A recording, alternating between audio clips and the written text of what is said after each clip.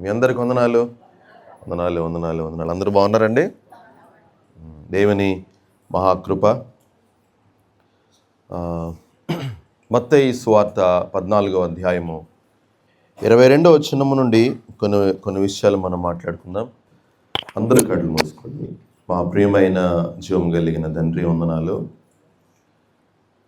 నీ కృపలో మీరు మా అందించిన ప్రేమలో ఇలా మరొకసారి నీ ప్రేమను జ్ఞాపకం చేసుకునే భాగ్యం ఈ ఉదయకాలమున మీరు మాకు అనుగ్రహించినందుకే నీకు వందనాలు. నీ సన్నిధి మాతో ఉంది నాయనా. నీ వాక్కు చేత మీరు బలపరచండి. ఆ దినాన నీ పాదముల దగ్గర కూర్చుని వాక్యం కూర్చున్న ఎవ్వరూ దీవించబడకుండా వెళ్ళలేదు నా ప్రభు అయిన యేసు. ఈరోజు ఇక్కడ కూర్చున్న మేమందరం దీవించబడే వెళుతున్నాము నాయన. ఆ గొప్ప ఆత్మ కార్యాలు మీరు జరిగించబోతున్నందుకు స్తుతిస్తున్నాను. సమయమును స్థలమును మీ స్వాధీనమునకు మాత్రమే అప్పగిస్తూ యేసుక్రీస్తు నామములో ప్రార్థిస్తున్నాను తండ్రి. ఈ లేఖన భాగంలో ఒకచోట వాక్య పరిచర్య చేయాలి, ఒకచోట పరిచర్య చేయాలి, ఒకచోట ఏదో పని ఉందంటే 4 సువార్తలు మీరు గమనించండి. ఆయన ప్రయాణాలు లక్షల మంది కోసం కాదు. ఆయన ప్రయాణాలు ఒక చోటన పొగుడుతున్నారు అని అంటే వెళ్ళే ప్రయాణాలు కాదు. ఒక్క వ్యక్తి బాగుపడాలి అని అంటే, ఎవరో సమాధుల్లో ఉన్నారని అంటే, ఎవరో ఇబ్బందుల్లో ఉన్నారనంటే సముద్ర తీరాలు దాటి లేక సముద్రాలు దాటి వెళ్ళేవారు ఆయన ప్రభు అయిన యేసుక్రీస్తు. అది మన ప్రభు అయిన యేసుక్రీస్తు ప్రేమ. ఈ సంఘటనలో ఒక వ్యక్తి ద్వారా దేవుని పట్ల ఎంత విశ్వాసం కలిగి ఉండాలి, శిలువ ప్రేమను ధ్యానం చేస్తున్న మనందరం ఆయన జయించిన మరణము కంటే బలమైనది ఏది లేదు. ఈరోజు నీకున్న ఇబ్బందుల, మనకున్న భయాల, ఆందోళనల, మనకున్న సమస్యల ఆయన జయించిన మరణము కంటే చిన్నవే. మరణాన్ని జయించిన ఆయనకు మన ఇబ్బందులు, మన సమస్యలు పెద్ద లెక్కేమి కాదు. మరణాన్ని జయించిన ఆయన బలానికి, ఆయన శక్తికి, ఆయన పునరుత్థాన శక్తికి మన చిన్న జీవితాన్ని బలపరచడం పెద్ద విషయమేమి కాదు. మన జీవితాన్ని పట్టుకెళ్ళి దేవుని చేతుల్లో, ఆయన చేతుల్లో పెట్టేస్తే పునరుత్థానుడైన ప్రభు అయిన యేసుక్రీస్తు తన శిలువ ప్రేమతో మనల్ని ప్రేమించిన ప్రభు, మరణాన్ని జయించిన ప్రభు అయిన యేసుక్రీస్తు మన కుటుంబాలను, మన జీవితాలను, మన స్థితిగతులను, మన గృహాలను సహితము మార్చగలిగిన వాడు ఆయనే.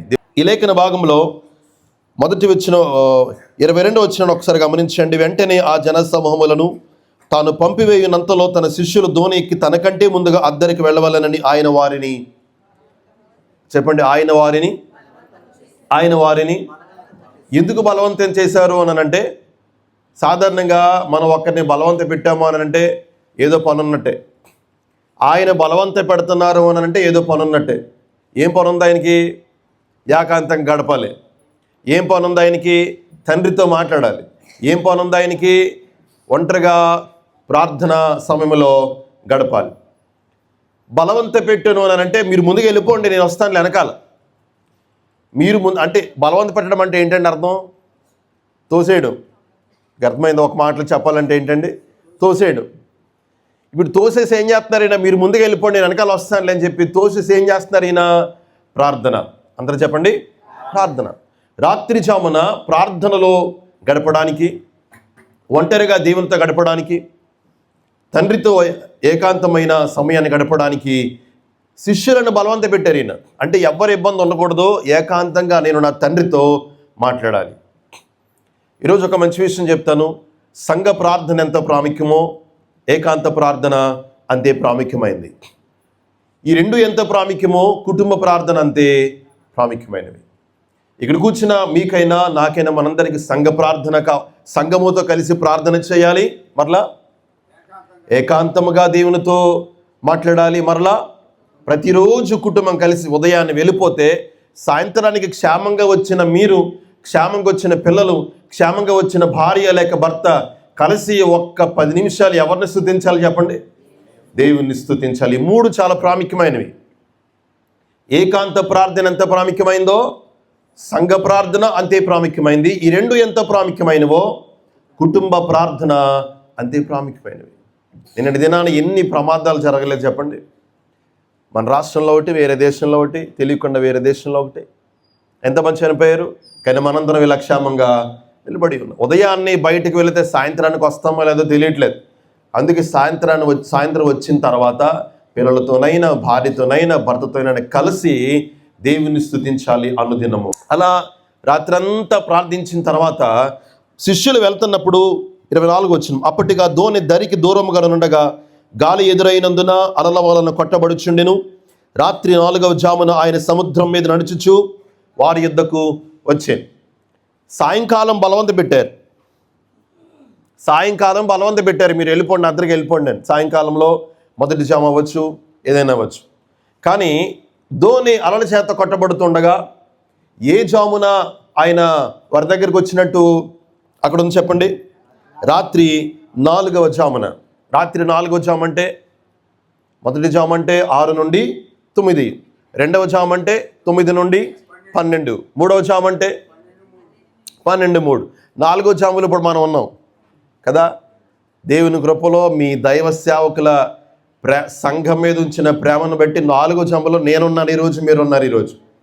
4వ జాము అంటే ఏంటి చెప్పండి? 3 నుండి 6.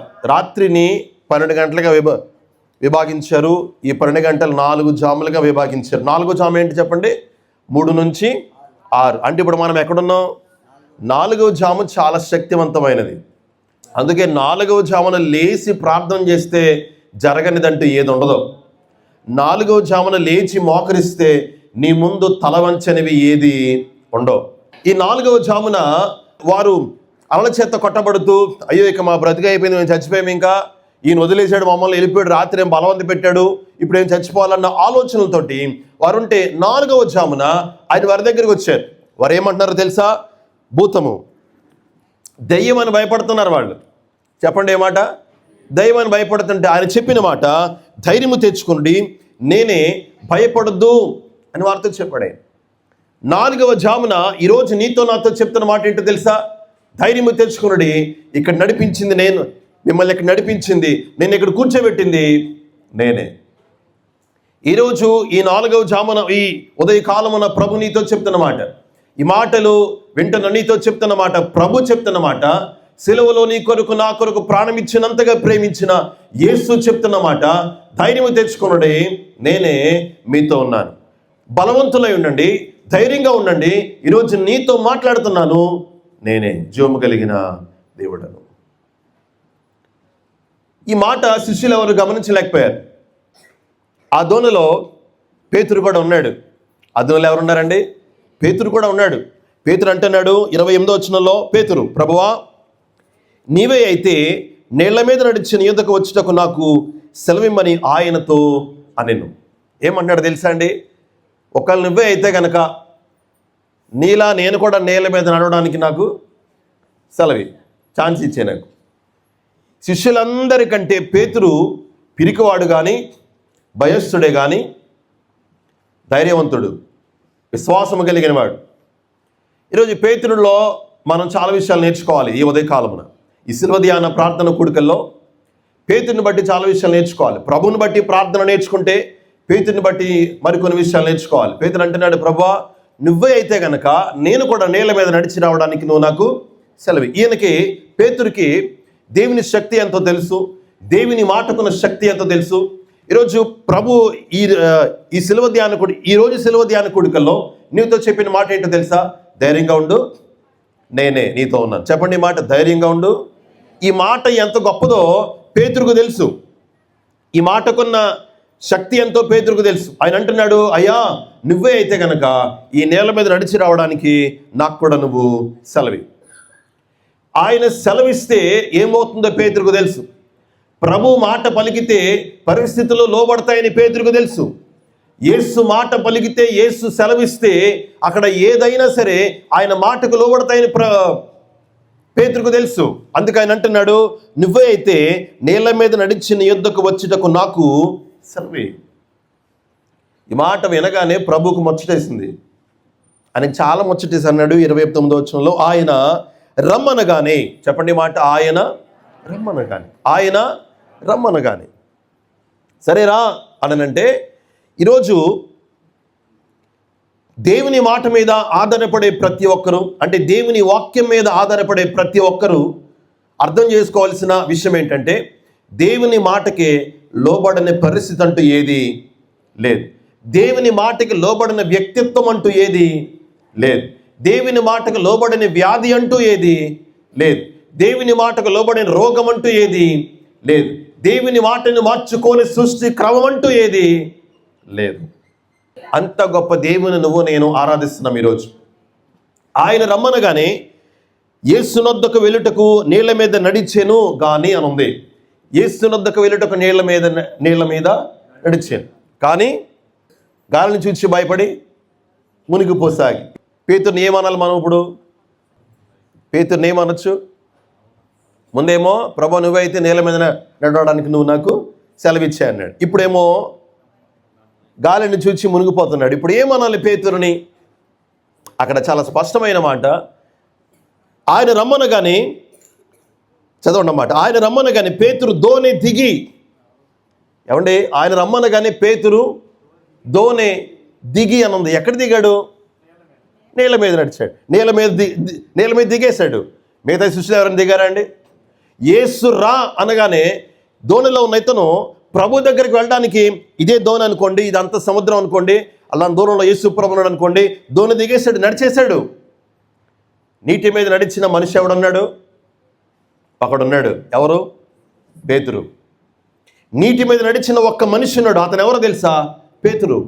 నీటి మీద నడిచిన మనుష్య కుమారుడు యేసుక్రీస్తు అయితే నీటి మీద నడిచిన మనిషి ఒకడున్నాడు. అతని పేరే పేతురు. ఆయన రమ్మనగానే దోణి దిగాడు, నడిచెను అని ఉంది. ఏముంది అక్కడ? నడిచెను. కొందరు నడిచేశాడు. ఎంత గొప్పడో తెలుసా పేతురు? పేతురు విశ్వాసం ఎంత గొప్పదో తెలుసా? దేవుని మాట మీద నమ్మకం ఉంచిన ఒక విశ్వాసి ఏం చేస్తాడో, ఏం చేయగలడో, ఏం చెయ్యాలో, ఈ మూడు పేతురు ఒక్క అడుగుతో నేర్పించాడు. యేసు మాటతో ఏం చేయాలి, ఏం చేయగలం, ఒక్క అడుగుతో నేర్పించాడు పేతురు. ఈరోజు నీ పరిస్థితుల, నీ సమస్యల, నీ ఇబ్బందుల స్థితి స్థాయి ఎంత గొప్పదో నాకు తెలియదు. ఒకరికి అనిపిస్తే, ఒకరి ఇబ్బందులు చెప్తే మనం అంటాం, నీ ఇబ్బందుల కంటే నా ఇబ్బందులే గొప్పవే అని అంటాను నేను. మీరు అంటారు, నేను అనొచ్చు. కానీ మీ ఇబ్బందుల స్థాయి, మీ పరిస్థితుల, మీ బలహీనతల, మీ ఆర్థిక ఇబ్బందుల స్థాయి ఎంత గొప్పదో నేను చెప్పలేను. కానీ దానికి మించిన శక్తి కలిగిన వాడు ప్రభు అయిన యేసుక్రీస్తున్నాడు. ఆయన రమ్మనగానే దోణి దిగి నడిచెను. అక్కడ దాకా చదవండి మరలే ఒకసారి. యేసు రమ్మనగానే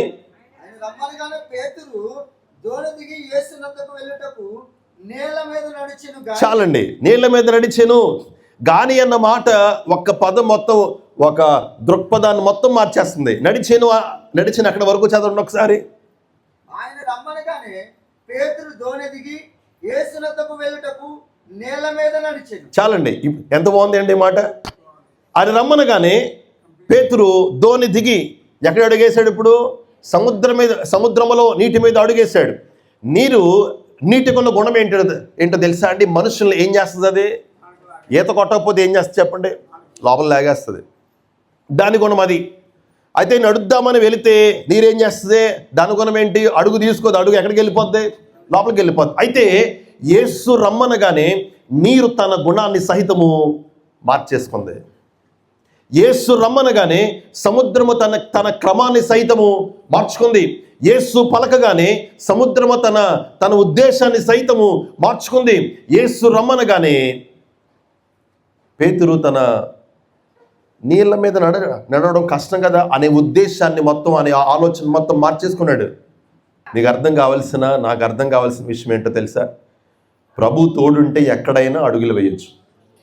యేసు తోడుగా ఉంటే సిలువలో అన్నిటికీ మించి, అన్ని ఇబ్బందులకు మించి సిలువలో ప్రాణం పెట్టేసిన యేసు ప్రభు ప్రేమతో, ఆయన ప్రేమను బట్టి ఆయన కృపలో ఎక్కడైనా మనం జయించవచ్చు, ఎక్కడైనా మనం సాధించవచ్చు. ఆమేన్ చెప్పండి. ఎక్కడ ఉన్నది చిన్న జీవితమైనా జీతమైనా ఏదైనా సరే, నా ప్రభులో ఏం పర్వాలే, ఏమీ లేవా, ఏం పర్వాలే, ప్రభు నాకు తోడుకున్నాడు, ప్రభు నా తోడు, అదే చాలు. జీతము కంటే గొప్పవాడు, స్థితిగతుల కంటే గొప్పవాడు, పరిస్థితుల కంటే గొప్పవాడు, ఉన్నత స్థాయి కంటే గొప్పవాడు యేసు నాతో ఉన్నాడు. అంతకంటే మహా గొప్ప భాగ్యం ఏముంది అన్న ఆలోచనకి నువ్వు నేను వచ్చేయాలి. రమ్మనగానే అడుగు వేసి కొంత నడిచాడు. నడిచిన తర్వాత మరలా ఏమైంది తెలుసా అండి? గాలిని చూచి, ఇది మానవ ఉద్దేశాలు, మానవ పరిస్థితులు. గాలిని చూచి ఇప్పుడు చదవండి. గాలిని చూచి భయపడి మునిగిపోసాగి రక్షించుమని కేకలు వేసెను. మొదట ఏమన్నాడు? అయ్యా నువ్వు సెలవిస్తే నేను నీళ్ళ మీద నడుస్తాను. ఇప్పుడు ఏమంటున్నాడు? నన్ను రక్షించు అని కేకలు వేస్తున్నాడు. అంటే నేను వస్తాను, నన్ను రక్షించు అనే కేక వేయడానికి ముందు ఒక గాలి, ఏమంటే వీరిద్దరి మధ్య గల గొప్ప ఒక బ్రిడ్జ్ని పాడు చేసింది, ఒక భయంకరమైన గాలి. అది సమస్య అవ్వచ్చు, ఏదైనా అవ్వచ్చు. ఏది కూడా నీకు దేవునికి లేక నాకు దేవునికి మధ్య బంధాన్ని ఏ మనిషి, ఏ వ్యక్తిత్వము, ఏ సమస్య, ఏ పరిస్థితి పాడు చేయకూడదు. ఆమేన్ చెప్పండి. నీకు దేవునికి ఉన్న మొదటి బలము, మొదటి ప్రేమ, మొదటి అనుబంధము, అది చివరి వరకు ఏది వచ్చినా, ఏది నిన్ను భయపెట్టినా అది పాడవకూడదు. ఇదివరకు ప్రభా నేను వస్తానని చెప్పిన వాడు ఇప్పుడు ఏం చేస్తున్నాడు? భయంతో కేకలేస్తున్నాడు. ఇప్పుడు ప్రభు సంబోధించిన విషయం ఏంటో తెలుసా? నన్ను రక్షించుమని కేకలు వేసిన వెంటనే యేసు చెయ్యి చాపి అతన్ని పట్టుకొని, అల్ప విశ్వాసి ఎందుకు సందేహపడితివని అతనితో చెప్పాను. మరి ఏమంటే ఇందాక మీరు పేతురు విశ్వాసం చెప్పారు కదా, మరి ఏంటి ప్రభు ఏంటి అతనికి ఒక మంచి పేరు పెట్టారు, ఏమని? అల్ప విశ్వాసి. మరి ఏంటండి ప్రభువే అల్ప విశ్వాసం అంటున్నాడు కదా, మీరేంటండి పేతురు విశ్వాసం అంటున్నారు అనొచ్చు. అవిశ్వాసం అనలేదు. ఏమన్నారు ఆయన? అవిశ్వాస వేరు, అల్ప విశ్వాసం వేరు. అవిశ్వాసం అంటే మొత్తం పూర్తిగా విశ్వాసం లేకపోవడం. అల్ప విశ్వాసం అంటే విశ్వాసం ఇలాగా గడియారంలో లోలకం ఊగుతుంది చూడండి, అలా ఊగిసలాడటం విశ్వాసం. దాన్ని ఏమంటాము? అల్ప విశ్వాసం. ఇలా ఊగిసలాడుతూ ఉంటారు కొంతమంది, అటు ఇటు అట ఇట. ఆ విశ్వాసం నీకు నాకు ఉండకూడదు. రక్షించమని, ప్రభువా నన్ను రక్షించు అని కేకలు వేయగానే వెంటనే యేసు చెయ్యి చాపి అతనిని పట్టుకొని, ఈ మాట ఎంత బాగుంటుంది తెలుసా? వెంటనే యేసు చెయ్యి చాపి అతనిని పట్టుకొని. ఇది నా ప్రభు అయిన యేసుక్రీస్తు ప్రేమ. మనం బ్రతకలేదు, మరణానికి యోగ్యులం. మనం చేసిన పాపల వల్ల మనకు మరణమే శిక్ష. ఇక ఏది రక్షించలేదు. ప్రభువా నన్ను రక్షించు అని కేకలు వేశాం, ప్రార్థన చేసాం, మనుషుల దగ్గర అడిగాం, మాకు ఎలాగో ఉపశమనం కావాలి, మాకు నెమ్మది కావాలి, మాకు రక్షణ కావాలి, విలువ కావాలి మా జీవితానికి. ఎంతమందిని అడిగాం, ఎన్నో చోట్ల వెతికాం, ఎక్కడా దొరకలా. కానీ చివరిసారిగా ప్రభువుని దగ్గర కేకలు వేశాము. ఆయన మనల్ని చెయ్యి చాపి నీ నా జీవితాన్ని పట్టుకున్నాడు. ఏ ప్రేమతో? సిలువ ప్రేమతో నిన్ను నన్ను రక్షించుకున్నాడు. ఆ రేయి 4వ జామున ఎక్కడో ప్రార్థన చేసుకుంటున్న ఆయన ప్రమాదం వచ్చిందని తెలిసి ఎక్కడికి వచ్చారు? ఆయన దోణి దగ్గరికి. ప్రమాదం వచ్చిందని తెలిసి ఎక్కడికి వచ్చారు చెప్పండి? దోణి దగ్గరికి. అసలైన ప్రేమ ఏంటో తెలుసా అండి? యేసుక్రీస్తు ప్రభు ప్రేమ ఏంటో తెలుసా అండి? ఎప్పుడు ధనికుల దగ్గరికి వెళ్ళలేదు, పెద్ద పెద్ద నాయకుల దగ్గరికి వెళ్ళలేదు. ఎవరైనా కుష్ఠవ్యాధితో బాధపడుతూ ఉంటే వారి దగ్గరికి, సమాధుల్లో ఒక వ్యక్తిని ఊరంతా వెలేసేశారు, సమాధుల్లో అతను భయంకరంగా బ్రతుకుతున్నాడు, అతని దగ్గరికి. మీరు గమనించండి, అతని దగ్గరికి వెళ్ళిన తర్వాత మరలా వెనక్కి వచ్చేసారు ఆయన. అక్కడ ఇంకేం పనిలేదు ఆయనకి. అంటే ఆ ఊరు గెరాసేనుల దేశం. ఎంతమంది కోసం వెళ్ళాడు ఆయన? ఒక్క వ్యక్తి కోసం వెళ్ళాడు ఆయన. ఒక్క వ్యక్తి కోసం తీరాలు దాటి వెళ్ళిపోయాడు ఆయన. ఈరోజు నీ కోసం నా కోసం తీరము దాటిన వాడు, మన పరిస్థితుల తీరాన్ని నువ్వు నేను దాటడానికి శక్తిని బలమును అనుగ్రహించిన వాడు ఒక్కడే ప్రభు అయిన యేసుక్రీస్తు. అందరూ చెప్పండి, ఒక్కడే ఆయన ప్రభు అయిన యేసుక్రీస్తు అనే పదం మనం పలుకుతున్నప్పుడు ఎలా చెప్పాలో తెలుసా? రోషంగా పలకాలి మనం. ఒక్కడే ఆయన మన ప్రభు అయిన. అందుకే 136వ అధ్యాయంలో కీర్తనకారుడు అంటాడు, ఆయన ఒక్కడే మహాశ్చర్య కార్యములు చేయువాడు. గట్టిగా చెప్పండి ఈ మాట. ఆయన ఒక్కడే మహాశ్చర్య కార్యములు చేయువాడు. ఆ మాట ఎంత బలాన్ని ఇస్తుందో మనకి. రోషంగా చెప్పగలరు ఒకసారి ఆ మాట. ఆయన ఒక్కడే మహాశ్చర్య కార్యములు చేయువాడు. యేసు ఒక్కడే నీ జీవితంలో, నా జీవితంలో మహాశ్చర్య కార్యాలు చేస్తాడు, జరిగిస్తాడు. విశ్వాసంతో ముందుకెళ్ళిపోండి. మీరు అందరూ ధైర్యంతో ముందుకెళ్ళిపోవాలి. ఈరోజు తీరము దాటిన వాడు ఈయన. ఫిలిప్పీలకు రాస్తూ అపోస్తలుడు అపోస్తలుడైన పౌలు ఒక మాట రాస్తాడు. ఆ మాట తీయండి. ఫిలిప్పీలకు రాస్తూ 2వ అధ్యాయము 6, 7, 8 వచనాలు. ఆయన దేవుని స్వరూపము కలిగిన వాడై ఉండి దేవునితో సమానముగా ఉండుటకు విడిచిపెట్టకూడని భాగ్యమని, సమానముగా ఉండుట విడిచిపెట్టకూడని భాగ్యమని ఎంచుకొనలేదు కానీ మనుష్యుల పోలికగా పుట్టి దాసుని స్వరూపమును ధరించుకొని తన్ను తానే రిక్తునిగా చేసుకొనెను. మరియు ఆయన ఆకారమందు మనుష్యుడిగా కనబడి మరణము పొందునంతగా అనగా సిలువ మరణము పొందునంతగా విధేయత చూపిన వాడై తన్ను తాను తగ్గించుకొనెను. అందుచేత 7, 8 వచనాల్లో 4 స్థాయిలు కనబడతాయి. యేసుక్రీస్తు ప్రభు యొక్క 4 స్థాయిలు కనబడతాయి. మొదటి స్థాయి ఏంటో తెలుసా? దేవుని స్వరూపము. ఎక్కడున్నమాట? 6వ వచనం మొదట్లో చూడండి, దేవుని స్వరూపము. రెండో స్థాయి ఏంటో తెలుసా? 7వ వచనం మొదటి మాట, మనుష్యుల పోలికగా. 3వది దాసుని స్వరూపము.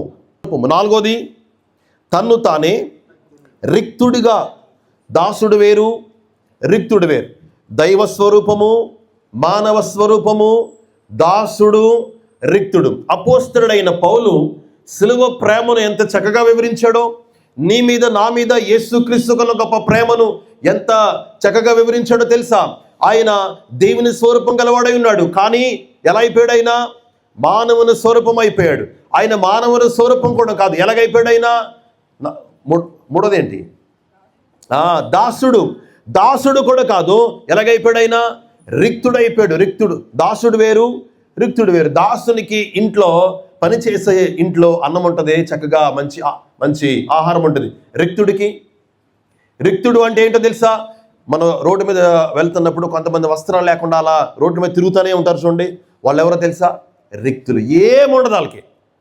ఆయన దేవుని స్వరూపం కాదనుకున్నాడు నీ కోసం, నా కోసం. ఎలా వచ్చాడు? మానవుని స్వరూపము కాదనుకున్నాడు. ఎలాగైపోయాడు? దాసుడు అయిపోయాడు. దాసుడు కూడా వద్దు, నా కోసం నేను బాగు చేయబడాలి, ఈరోజు నువ్వు బాగు చేయబడాలి. దాసుడు కూడా వద్దు, ఎలాగైపోలే నేను వీళ్ళ కోసం అంటే మన స్థానంలోనికి ఆయన వచ్చేసాడండి. రిక్తుడైపోయిన తర్వాత స్థానం ఏంటో తెలుసా? మరణము. ఎక్కడుందన్నమాట? 8వ వచనంలో, మనుష్యుడిగా కనబడి మరణము పొందినంతగా. ఏమండి మరొక మాట చెప్పమంటారా? మరణము కూడా కాదు, సిలువ మరణం. ఇప్పుడు మనం ఎక్కడికైనా ఎవరైనా పెద్దవారు చనిపోతే వెళ్ళిపోయి ఏమంటాం తెలుసా? చాలా మంచి మరణం అంటాం. ఏమంటామండి? కానీ నా ప్రభుది, నీ కొరకు నా కొరకు వచ్చిన నా ప్రభుది మంచి మరణం కాదు. ఏ మరణం అది? భయంకరమైన సిలువ మరణం. ఎక్కడి నుంచి వచ్చేసాడని సిలువ మరణానికి? దైవ స్వరూపము తర్వాత, మానవ స్వరూపం తర్వాత, దాసుడు తర్వాత, రిక్తుడు తర్వాత, మరణము తర్వాత. మరణము కూడా కాదు, సిలువ మరణం. అంటే ఎంత దీన స్థితిలో గెలిపాడో చూడండి నా ప్రభు అయిన యేసుక్రీస్తు ఈరోజు నిన్ను ప్రేమించడానికి. ఈరోజు ఈ స్థాయి మనం అనుభవిస్తున్నామే, ఇంత గొప్ప ప్రేమను, ఇంత కనికరాన్ని, మనం ఇంత కృపను అనుభవిస్తున్నామే, దాని కారణము నా ప్రభు అయిన యేసుక్రీస్తు గొప్ప ప్రేమ. చెప్తారా? ఒకటి దాసుని స్వరూపం, 2 మానవుని పోలిక, మనిషి కుమారుడిగా, 3 దాసుడు, 4 రిక్తుడు, 5 మరణం కూడా కాదు, 6 సిలువ మరణం. ఇన్ని స్థాయిలు, ఈ స్టేజెస్ గుర్తుపెట్టుకోండి. ఇది గుర్తుపెట్టుకుంటే ప్రభువు నన్ను ఎంత ప్రేమించాడో నీకు అర్థమైపోద్ది, నాకు అర్థమైపోద్ది. ఆకారం ముందు మనుష్యుడిగా, దాసునిగా, రిక్తుడిగా, మరణం కూడా కాదు, సిలువ మరణం. ఎవరైనా దేవుడై ఉన్నాడు, ఎవరైనా శక్తిమంతుడై ఉన్నాడు, ఎవరైనా దేవుని కుమారుడై ఉన్నాడు, శక్తి కలిగిన వాడు. నువ్వు నేను నడిచే స్థానంలో నేను చేసే అద్భుతాలు నువ్వు చేయడం ఏంటి అని అనలా. సరే నడుస్తావా నీటి మీద, నడు. అదే యేసుక్రీస్తు స్థానంలో మనిషి ఉంటే ఏం చేసేవాడు? పేతురు అడిగిన తర్వాత నేనే చెయ్యాలి, ఇంత అద్భుతం ఈడు చేయకూడదు, ఈడు చేస్తే ఈడికి కూడా వచ్చేది ఘనత అనుకుంటారు మనుషులు. కానీ ప్రభు చేసిన గొప్ప అద్భుతం ఏంటో తెలుసా? సరే వస్తావా, రా. ఆయన నడిచాడు, పేతురును కూడా నీటి మీద, ఆయన మీద పెట్టుకున్న నమ్మకం చేత పేతురును కూడా నీటి మీద నడిపించేసిన గొప్ప దేవుడైన. కేకలు వేయగా యేసు వచ్చి అతని చేయి పట్టుకున్నాడు. మనం కేకలు వేయగా అంత సింపుల్గా రాలేదు. ఎలా వచ్చాడు? ఇప్పుడు మనం మాట్లాడుకున్నాం కదా, ఇన్ని స్టేజెస్ దాటుకుని వచ్చాడు ఈయన. ప్రేమ, అది సిలువ ప్రేమగా మారింది. ఆ ప్రేమ తర్వాత మనం ఈ రోజున ఎంత విలువైనదిగా మార్చబడ్డాం ఆయన కృపలో, ఆయన ప్రేమలో. తర్వాత కలకాలం ఆయనతో ఉండే, శాశ్వత కాలం ఆయనతో ఉండే, నివాసం ఉండే గొప్ప ప్రేమగా అది మార్చబడింది. అది మన ప్రభు అయిన యేసుక్రీస్తు గొప్ప ప్రేమ. ప్రియమైన సహోదరి సహోదరుడా, రక్షించు అని కేకలు వేస్తే అడిగితే రక్షించగలిగిన సమర్థుడు ప్రభు అయిన యేసుక్రీస్తు. ఆయన అన్నాడు, అల్ప విశ్వాసి, ఎందుకు సందేహపడతావు? ఎందుకు సందేహపడతావు? పేతురుకు సందేహం ఉంది, నేను మునిగిపోతానేమో. సెలవిచ్చిన ప్రభువుకు లేదు సందేహం. ఎవరి మీద? పేతురు మీద. పేతురుకు లేని సందేహం పేతురుకు వచ్చింది. అదే యేసు ప్రభుకి లేని సందేహం పేతురుకు వచ్చింది. ఈరోజు ఒక మంచి ప్రశ్న వేస్తాను. నీ మీద నిన్ను ప్రేమించి యేసు ప్రభుకి లేని సందేహం నీకెందుకు, నాకెందుకు చెప్పండి? నా విషయంలో ఆయనకి సందేహం లేదు, మీ విషయంలో ఆయనకి ఏ సందేహం లేదు. మీరు దీవించబడతారు, మీరు సాధిస్తారు, మీరు విజయాలు పొందుకుంటారు, మీరు మంచి ఉత్తీర్ణత సాధిస్తారు, మీరు జీవితంలో మీరు అనుకునే ఒక ఉన్నత స్థానానికి వెళతారు. ఆయనకి ఏ సందేహం లేదు, ఎందుకంటే మీరు అప్పగించేశారు ఆయనకి అన్నీ. ఇప్పుడు మీరెందుకు సందేహపడుతున్నారు మీ విషయమై? సరే, మనుష్యులు సందేహపడినా నా విషయంలో నా ప్రభువుకు లేని సందేహం నాకు వద్దు, ఉండకూడదు. ఈరోజు మీకు సందేహం ఉండొచ్చా? ఎందుకు ఉండకూడదో కూడా చెప్పాను. ప్రభువుకు మీ విషయమై సందేహం లేదు కాబట్టి మీకు కూడా మీ విషయమై సందేహం ఉండకూడదు. నేను చేపట్టుకొని దోణి మీదకి నడిపించాడు.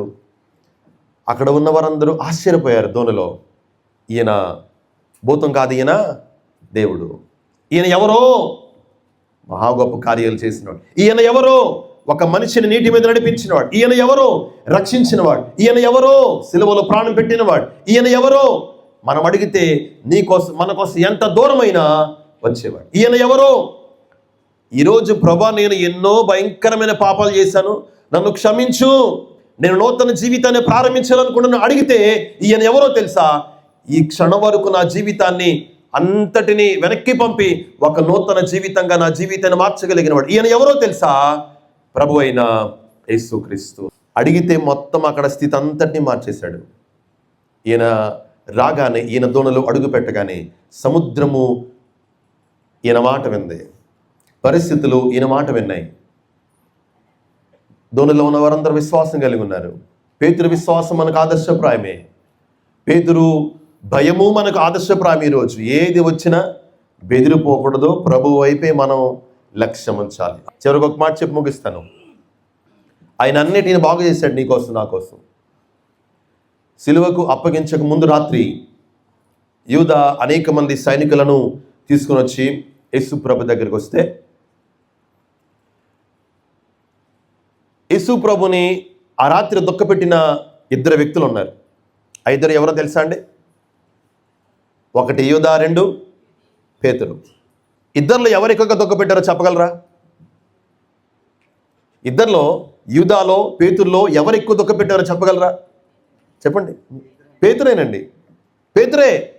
యూదా నాకు పేతురు యేసు ప్రభు ఎవరో తెలుసు అని వెళ్ళి ముద్దు పెట్టాడు. ఇంకా ప్రేమగా, ప్రేమ ఉన్నా లేకపోవచ్చు, ఏం పెట్టాడు? ఈయన ఎవరో నాకు తెలుసు అన్నాడు. కానీ పేతురు ఎన్నిసార్లు అన్నాడు చెప్పండి? యూదా ఈయన తెలుసు నాకని ఒకసారి అన్నాడు, కానీ పేతురు ఈయనెవరో నాకు తెలియదని 3 సార్లు. ఇద్దరిలో ఎవరు ఎక్కువగా ప్రభువుని తొక్కబెట్టారు? ఇద్దరిలో ఎవరు ఎక్కువగా ప్రభు కోసం పరిచయం చేశారు? పేతురే.